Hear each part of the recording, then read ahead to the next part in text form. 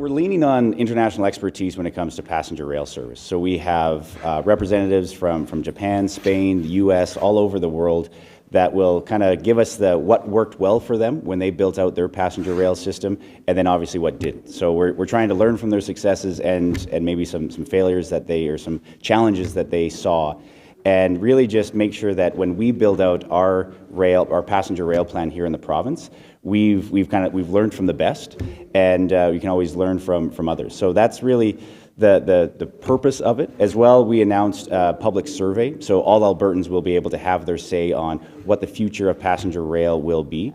We knew that we needed to coordinate with CP in Calgary, and that we needed a union station where it would all come together. So that's when Devon said, hold your horses, we need to do our work first to make sure that we can integrate all of this together. He's moved with lightning speed, really, with an RFP.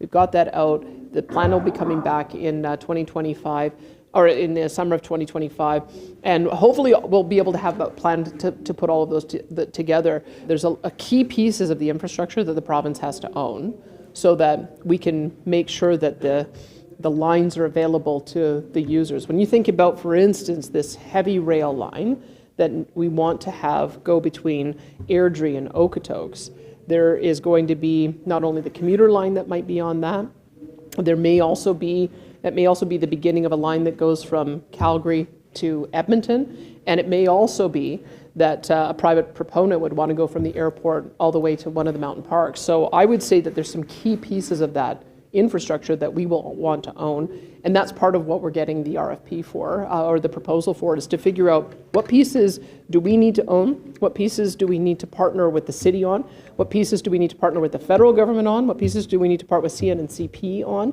and what pieces might be built entirely by the private sector. We're really just the early stages of building this master rail plan out, and hopefully in the next years we can actually see some construction on passenger rail in and around Calgary and Edmonton, possibly a high-speed rail between Edmonton and Calgary. So this is we're doing the due diligence to make sure that we can build passenger rail in the province.